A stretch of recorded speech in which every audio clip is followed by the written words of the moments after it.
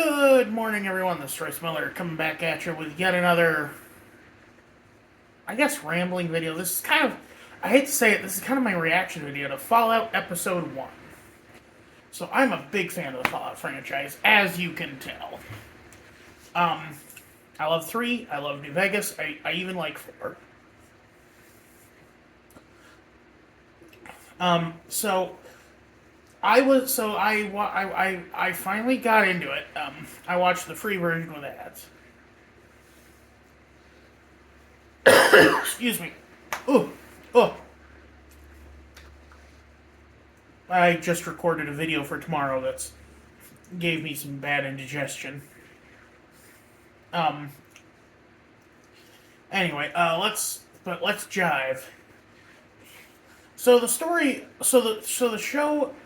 Also, beware spoilers for the show. If you want to watch it, then come back. First off, I gotta say, I love the opening.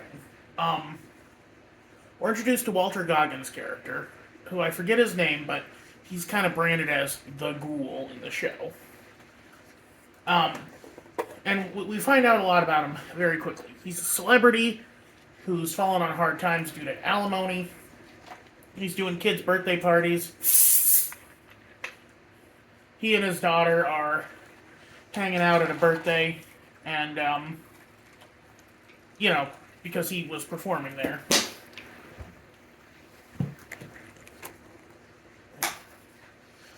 And all the while, you're getting these random snippets about the state of the world. Because, obviously, we like, it's in the name of the show. We all know what's coming. But, it's like, the president is mysteriously, is currently not available for comment because he's hiding on a bunker in a oil rig off the coast of California. Declining relations between the U.S. and China for peace talks, referring to how after Anchorage we kind of reached a Cold War. Okay, so oh Lord, in the Fallout universe, China invaded Alaska for oil. The U.S. annexed Canada, doing a lot of brutal civilian casualties in the process. Like, literally, the first image of Fallout 1 is U.S. military executing Canadian civilians in the street. Alongside a little thing saying, buy war bonds. Anyway. So, China invades Canada, U.S. goes in and kicks them out. It's a very costly battle. And so then we reach kind of a stalemate for a little bit, where it's a second Cold War. And it finally boils over into nuclear Armageddon. And Goggins' character's like telling his daughter about how you can this old wives' tale about how you can see if you can survive a nuclear blast just by putting your thumb like this in front of the blast. Basically saying, if your thumb can cover a nuclear blast, if your thumb can cover the mushroom cloud, then you'll survive. Technically not true. Older weapons, especially like the, Fat Man Little Boy that got dropped on Hiroshima and Nagasaki, you could be standing well beyond that. And even modern nukes are a little, nuclear radiation is nothing. Nuclear bombs are nothing to joke about, but they aren't the, global ending thing that we need. The problem is, ad nauseum, which unfortunately is what happens. We see the bombs drop, hit, God, and I see this, and you see this dude jump in his car and try to drive away, but I audibly said when I saw that, oh, that ain't gonna work, EMP, because when a nuclear blast goes off, an EMP shockwave goes out and knocks out all electronics, including car batteries. So, weirdly enough, the fact that Goggins was at that party performing as a cowboy with a horse puts him in a good position to flee because he's got a horse. Horses ain't electronic. Well, actually, there are electronic horses in Fallout. They're called Giddy Up Buttercup. It's this like mechanical horse that people buy for little girls. And oh man, now I'm remembering when you meet the inventor of Giddy Up Buttercup, and he's like this just a sad old man. But that's the video games. The next we cut to, I believe, Lucy, the Vault Dweller. So there's three main characters. Goggins' character, the Ghoul, Lucy, the Vault Dweller, and Maximus, the Brotherhood of Steel character. Oh, sorry, my hand's a little cracked and bleeding. The cold snap recently dried me out like a prune. I only need to moisturize in the winter, but when I need to moisturize, boy, do I need to moisturize. Otherwise, I start turning into a ghoul. Anyway, Lucy. So Vault are these weird things where a corporation called Vault Tech, that they have connections to the shadow government called the Enclave, created a bunch of vaults, and the idea was that they were nuclear fallout shelters that would have all the amenities of home. You could work, live, play there, yada yada yada. What they actually were social experiments that the shadow government, the Enclave, was using to test viability of certain scenarios. So, like Vault 21 was a gambling vault. Like, what if the world had to start on a barter system where everything was gambled upon? Because the ultimate goal of Vault Tech was to colonize space. So yes, Elon Musk's Vault Tech. Although, if in Elon Musk's case, if he ran those vaults, they would have just gone to hell without the social experiments. Ha ha ha. Anyway, 31, or so, Lucy is part of 3 interconnected vaults, which is unique for Fallout. 31, 32, and 33. She's part of Vault 33. And I was talking with a friend on Discord, and apparently the reason for this is because Vault 31 is a control vault. Basically, it's where a bunch of Vault Tech personnel are stationed. But to keep the genetic gene pool diverse in Vault 31, they keep 32 and 33 there to be sort of like, to bring in fresh blood. And Vault 30, and then the Vault 32 and Vault 33 are each dedicated to a different crop. Vault 33 is dedicated to corn, Vault 32 is dedicated to wheat. And we're introduced to the concept that these 3 vaults will offer trades, be it marriages, grains, machine parts, because these are vaults. These are like technological. These are like, they have like life support systems and engineering, all that stuff. Pardon me a second. I really had to do something because I really had something very spicy before this, so my sinuses are a little. And so, and also so Lucy's is basically applying to become a trade in marriage. They need more genetic diversity for the vault, so they're going to trade grains with Vault 32, who recently had a blight, so we're led to believe. And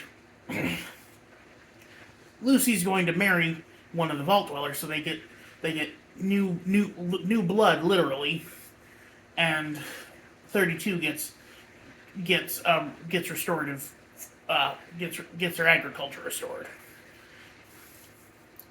Lucy goes up to, and it's basically said outright that in this vault, incest is a common thing, but it's more of like, it's considered kind of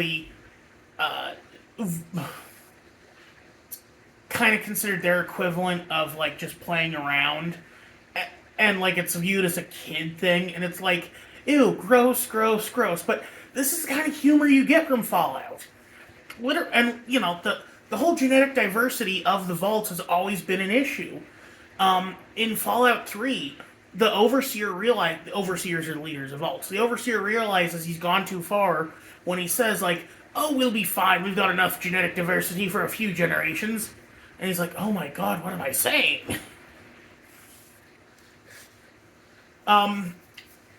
So yeah, most vaults were supposed to open up like maybe 100 years after the atomic bombs, at most. But a lot of vaults that were populated stayed shut, and well,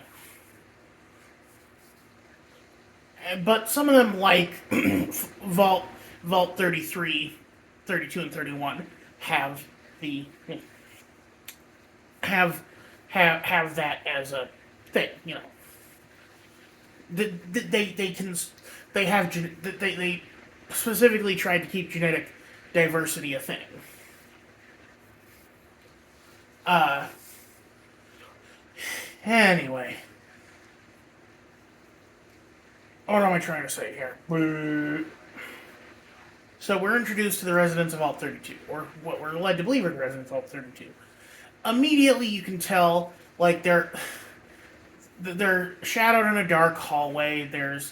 That they're not nearly as neat and proper as the residents of Vault 33.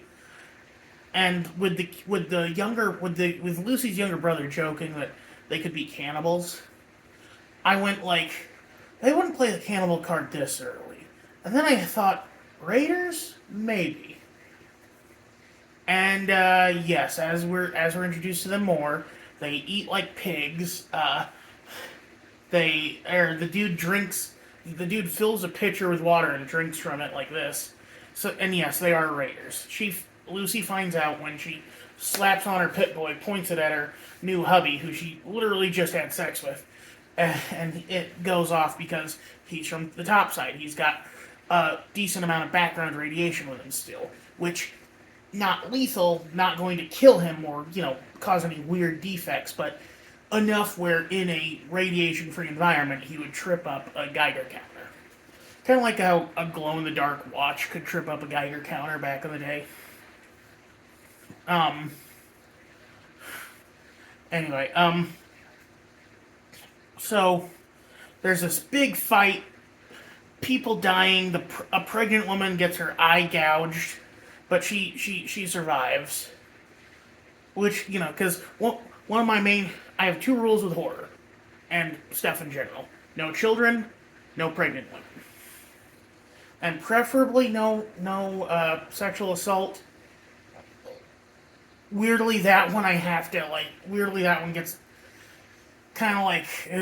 weirdly, that one I have to fight for sometimes. Especially, because, if you really think about it, this does have sexual assault by, what is it called? Because there is a form of sexual assault where it's under false pretenses. Revenge of the Nerds is guilty of this too. And at first my idiot geek brain was like, why would the Raiders reveal themselves this early? Why would they attack the vault? This seems like a great way to set themselves up and not have to be Raiders anymore. Because the ultimate goal of any human is to survive. And, finding yourself in this vault full of food and company and stuff, like, I think even people who grew up in the wasteland would be like, I want to keep this. I don't want to break it. But no, we find out that they are actually there on the orders of someone who is clearly more intelligent than your average raider. And these are people she brought to invade the vault and kidnap Lucy's father, the overseer. So then Lucy escapes. And then, and Lucy chases after them, leaving, even though, while the rest of her vault tries to pick up the pieces that were left behind. A lot of them were killed, but they still have enough genetic diversity. Again, I worry about what this is going to mean going forward for that vault. And we don't even know what happened to 31, because 32 completely destroyed, invaded by raiders. 33 kind of decimated, every 10th person killed by the raiders. But, so, Lucy ventures out into the wild blue yonder, thanks to her cousin slash love interest and her brother. And then finally we're introduced, and then like the last of the three that we're introduced to, but not the last we'll check in on, is Maximus, the Brotherhood of Steel and aspiring. Now, the Brotherhood of Steel is okay. If you've ever heard of the Canticle of Leibowitz, the Brotherhood of Steel is based on that. They're a pseudo-religious order of knights who date back to the Brotherhood of Steel date back to the U.S. military. The Canticle of Leibowitz date back to Catholic monks, but both do the same thing. Both preserve and collect technology. And this really reinforces the religious aspect of it. It's a lot more similar to it's a lot more similar to the Space Marines of 40K here. We see them go through ceremonies where they are branded, where a squire is branded with his knight's initial. And there are two kinds, and so what's weird is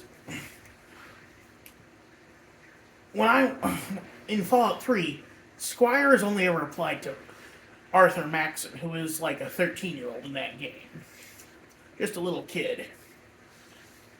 But here it's applied to the people who basically serve knights.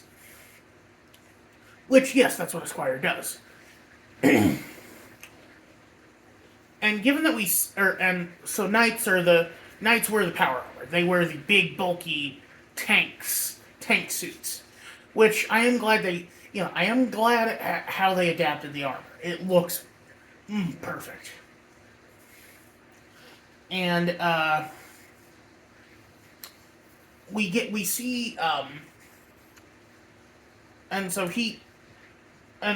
originally he's not the one who becomes a squire, it's his friend, who is a non-binary character in Fallout, which is kind of funny. Like, Fallout's always had progressive politics. It's always been a critique of capitalism, after all.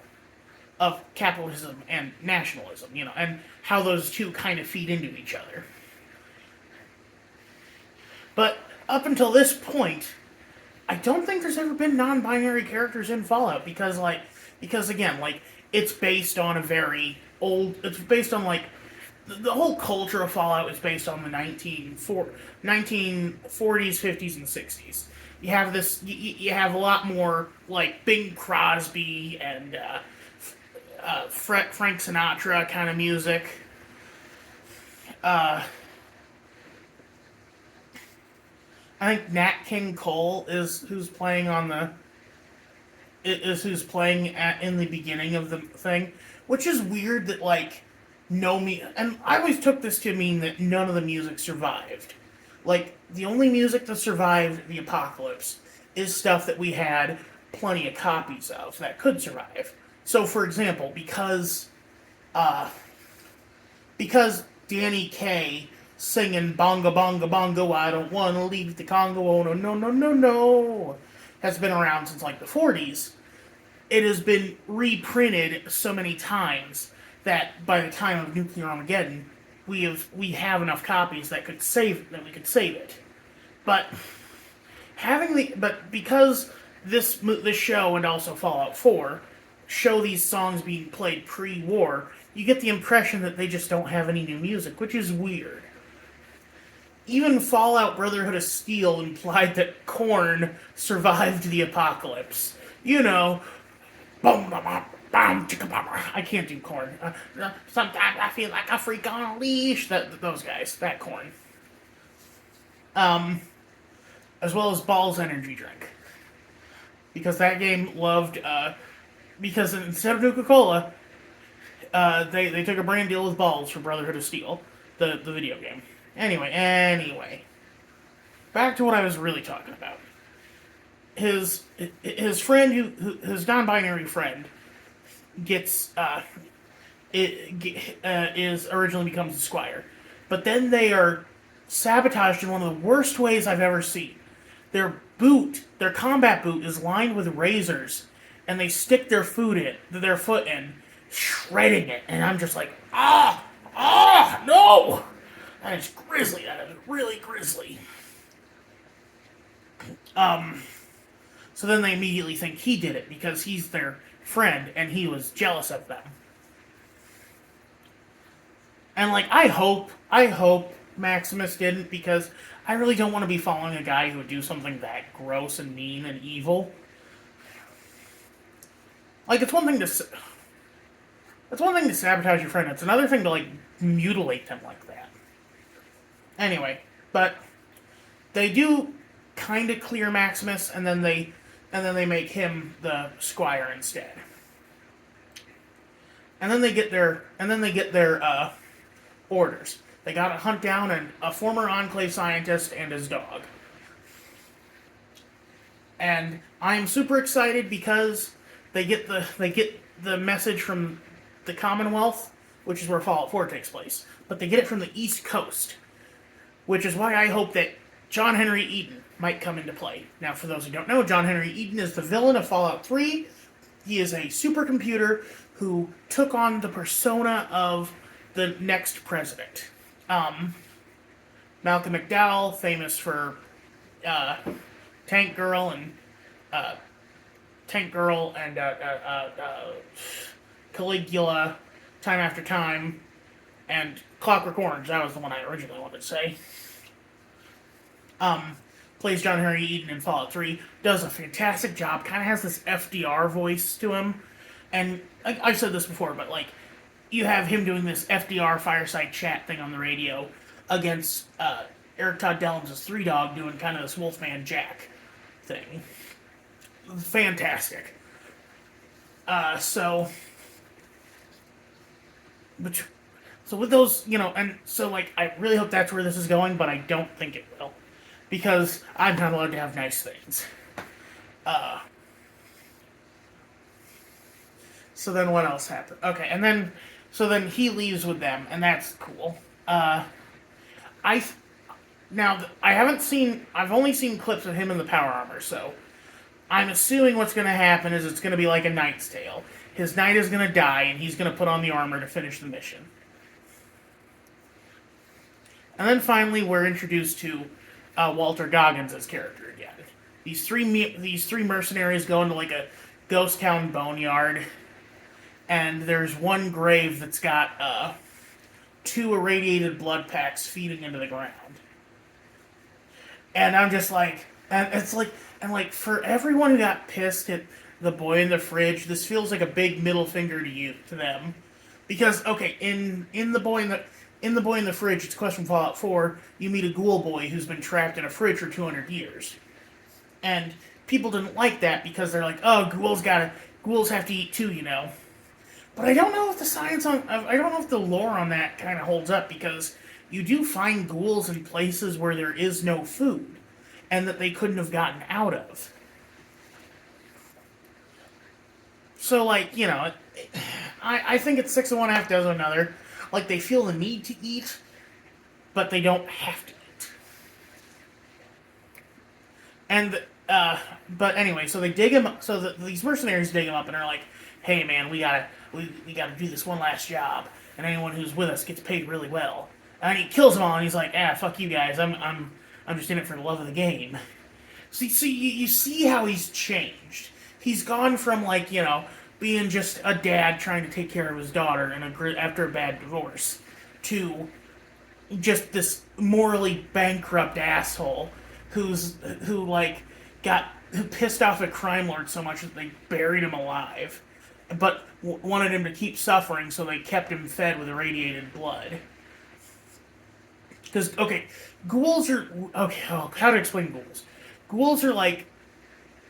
They're ostensibly zombies, but there's a weird thing to them where radiation can heal them and it sustains them. And, but their body still decays somewhat. So, like Walter Goggins' character, he's got no nose and his flesh looks like all burnt and crispy. Some ghouls look like that. Some ghouls look cancerous, where they've got like weird, like gross and fleshy lumps all over their body. And then Some ghouls look decomposed, like Tarman from Return of the Living Dead, where they're just skeletons with flesh barely clinging to them. All variations are really cool. Goggins is kind of a in between because they wanted him to still be in makeup, but they still gave him no nose because they still green screened him to have no nose because that's kind of a key feature of ghouls is that they don't have a nose. Anyway, and that's the end of the episode. All in all, I'm really liking it. It feels like it's representing the lore very well. It's a lot of fun. I cheated to get a I cheated to get a 30. Well, I tried to sign into my mom's account, wouldn't let me. So I got a 30-day free trial to Prime to watch the rest of the episodes. The first episode is free with ads, but the rest you got to pay for. $14 a month, or if you can find it, use a free trial. Anyway, I'm sorry that this isn't a food video. I just love Fallout a lot. Want to share my love with you. I hope you all have a good one. This is Royce Miller. I'm outie.